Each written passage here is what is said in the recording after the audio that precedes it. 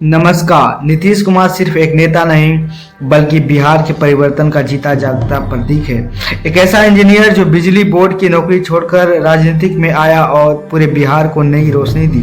कभी बिहार की पहचान अपराध, खराब अफसर के जर्जर शिक्षा व्यवस्था तथा कथाकथित जंगल राज से जुड़ी थी, लेकिन उसी दौर में एक नेता उभरे जिन्हें प्रशासन, विकास और सामाजिक बदलाव की नई दिशा देने की कोशिश की। यह कहानी है नीतीश कुमार की, जिन्हें लोग आज सुशासन बाबू के नाम से जानती है। इस कहानी की शुरुआत सत्ता से नहीं बल्कि एक साधारण परिवार से होती है।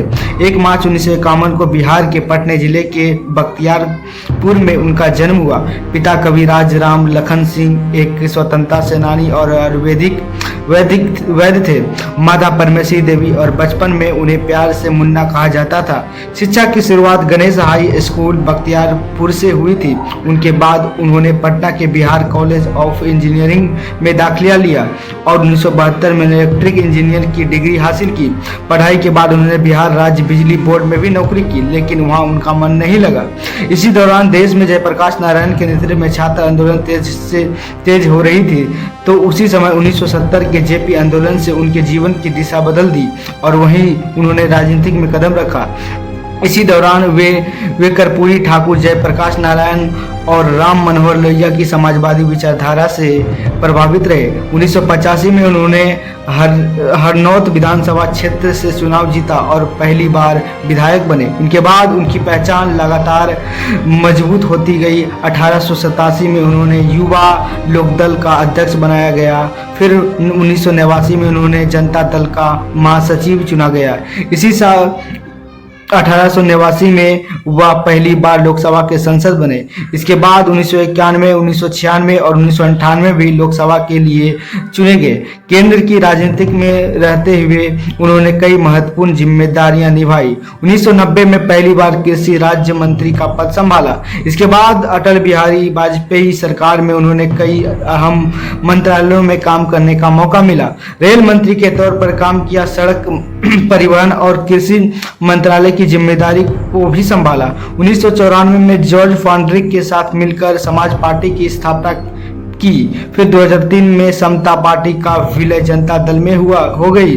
पटना पार्टी बनी जनता दल यूनाइटेड यानी जेडीयू। अब बात बिहार की राजनीति के सबसे महत्वपूर्ण अध्याय की। मार्च 2000 में नीतीश कुमार पहली बार बिहार के 29वें मुख्यमंत्री बने, लेकिन बहुमत न होने के कारण उनका यह कार्यक्रम सिर्फ 7 दिन तक ही चल पाया।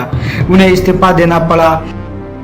लेकिन असली बदलाव की कहानी शुरू 2005 में और मुख्यमंत्री के रूप में उन्होंने कई बार शपथ ली। 2010, 2015, 2017, 2020, 2022, 2024, 2025 और नवंबर 2025 में 10वीं बार मुख्यमंत्री की पद की शपथ ली। इस समय बिहार की छवि अपराध, खराब सड़कें, कमजोर शिक्षा व्यवस्था से जुड़ी थी। ऐसे में सत्ता संभालने के बाद नीतीश कुमार ने कई प्रशासनिक सुधार और विकास को प्राथमिकता दी। सबसे पहले कानून व्यवस्था को मजबूत करने की कोशिश की गई। राज्य में हजारों किलोमीटर सड़कों का निर्माण हुआ। शिक्षा और स्वास्थ्य के क्षेत्र में सुधार की गई। इसी दौरान में शुरू की गई ऐतिहासिक योजनाएं, जिसमें सर्वप्रथम मुख्यमंत्री बालिका साइकिल योजना। इस योजना के जरिए लाखों बेटियों को स्कूल तक पहुंचने का अवसर मिला। उनकी शिक्षा की नई दिशा मिली। महिला सशक्तिकरण के लिए पंचायत में 50% आरक्षण लागू किया गया। साथ ही आजीविका परियोजना के माध्यम से ग्रामीण महिलाओं को आत्मनिर्भर बनाने का प्रयास किया गया। पंचायती राज संस्थाओं में, नगर निकायों में महिलाओं को 50% का आरक्षण देने वाला राज्य बिहार है। पहला राज्य, यहाँ 50% का आरक्षण। राजनीतिक के इस लंबे सफर में उन्होंने कई उतार चढ़ाव को देखा। एनडीए के महागठबंधन की ओर फिर वापसी, गठबंधन बदलते रहे, लेकिन बिहार की राजनीति में उनका प्रभाव लगातार बना रहा। बिहार की राजनीति में नीतीश कुमार की पहचान सिर्फ सत्ता नहीं रही। उन्होंने जनता से सीधे संवाद बनाने और विकास कार्य को जमीन पर देखने के लिए समय समय पर कई यात्राएं की। इस योजना के माध्यम से उन्होंने राज्य के अलग अलग जिलों में जाकर समस्याओं को समझने और समाधान खोजने की